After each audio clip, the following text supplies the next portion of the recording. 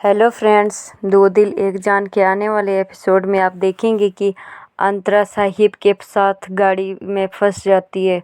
फिर यहाँ पे देखते हैं कि साहिब कहता है कि इस फ़ोन को भी अभी स्विच ऑफ होना था। फ़ोन स्विच ऑफ हो गया, बैटरी डेड हो गई। तो अंतरा कहती है कि अब क्या होगा, मैं अपने फ़ोन से कर लेती हूँ फ़ोन। साहिब कहता है कि ठीक है, तुम कर लो। तभी अंतरा जाती है गाड़ी खोलने के लिए, लेकिन वहाँ पे गाड़ी लॉक हो जाती है। तो अंतरा कहती है कि गाड़ी तो नहीं खुल रही, अब क्या करूं। तो साहिब कहता है कि रुको मैं देखता हूँ। फिर जाता है वो खोलने, तो नहीं खुलती है।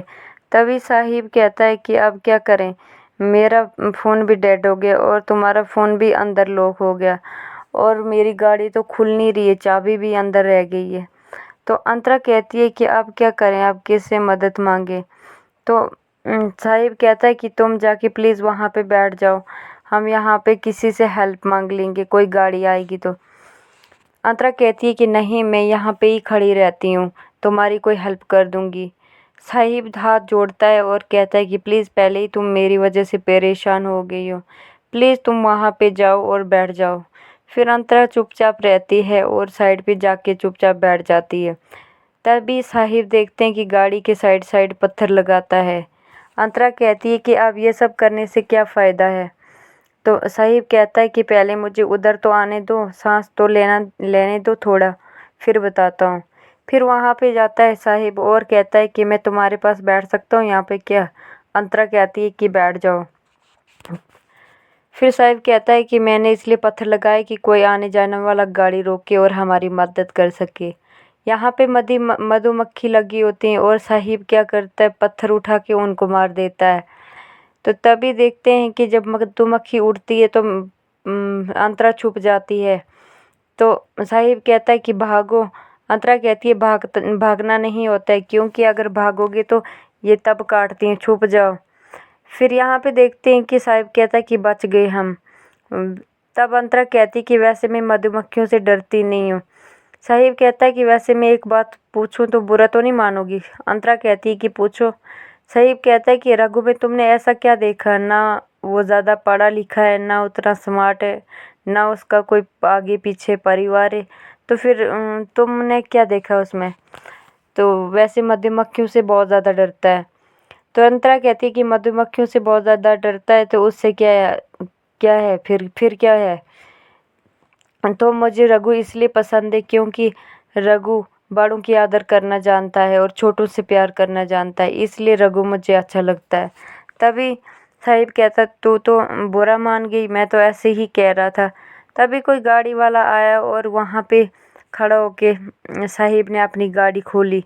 तो तभी अंतरा भी आती है दौड़ के और उससे पूछती है कि अंकल, वहाँ पे जाने का रास्ता, बस्ती में जाने का रास्ता कहाँ से है।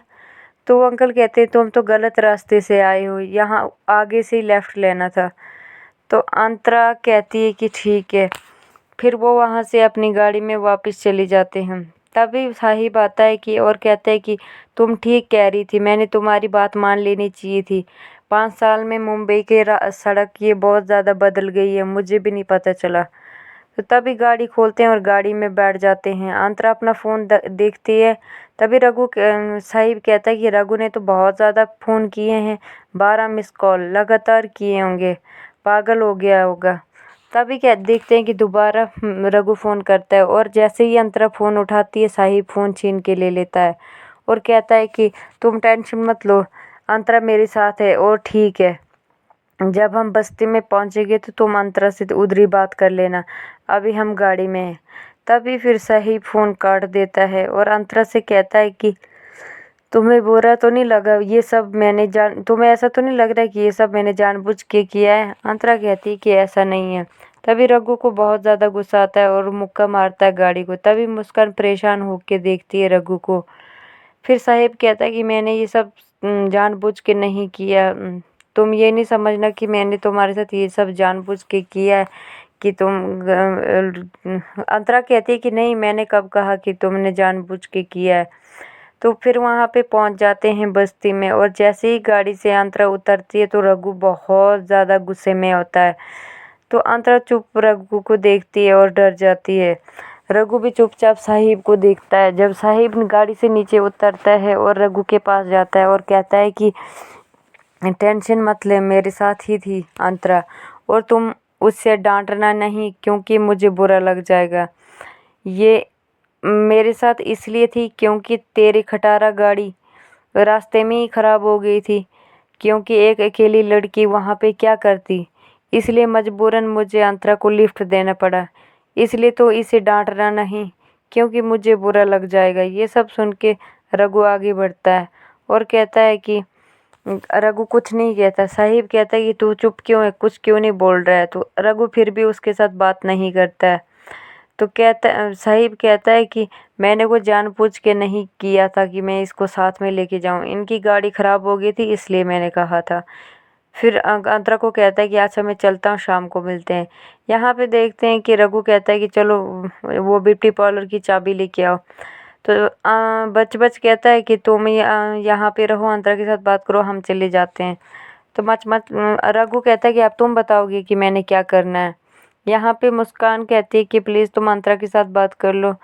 तो रघु कहता है कि मेरे पर्सनल लाइफ में दखल देने की कोशिश मत करना, तुम रहने दो, यहाँ ब्यूटी पार्लर संभालो। फिर मुस्कान वहाँ से जाने लगती है। तभी रघु कहता है कि तुम कहाँ जा रही हो, मेरी बात सुनो। तो मुस्कान कहती है कि तुम कितनी बात सुनते हो किसी की, तो मैं तुम्हारी बात सुनूं। तो रघु कहता है कि तुम्हारी क्या बात सुनूं मैं, उसके साथ बात करने के लिए मुझे कोई उसके साथ बात नहीं करनी है। तभी अंतरा आ जाती है और कहती है कि अगर तुमने मेरे साथ बात नहीं करनी है लेकिन मेरी बात तो सुन सकते हो ना। तो तभी रघु कहता है कि क्या बात सुननी है। रघु कहता है कि तुम्हारी क्या बात सुनूं मैं। तभी अंतरा कहती है कि सच मानो ये गाड़ी ख़राब हो गई थी इसलिए मैं बैठ गई थी। तो रघु कहता है कि तुम्हें क्या आसपास और कोई गाड़ी और ऑटो नहीं दिख रहा था। तो अंतरा कहती है कि दिख रहा था, लेकिन रघु कहता है कि चलो तुम्हारी कोई मजबूरी होगी, तुम बैठ गई थी गाड़ी में, लेकिन मैंने इतने सारे फ़ोन किए, ये इतने सारे कॉल किए, तो उन्हें एक बार भी कॉल बैक नहीं किया या एक बार भी फ़ोन नहीं उठाया। जब उठाया तो साहिब ने उठाया, क्यों, तुमने क्यों नहीं। तो अंतरा कहती है कि मैंने ही उठाया था तुम्हारा फ़ोन, लेकिन उसने मेरे हाथ में से छीन के ले लिया था फ़ोन। फिर रघु कहता है कि उसकी इतनी हिम्मत कैसे आ गई कि तेरे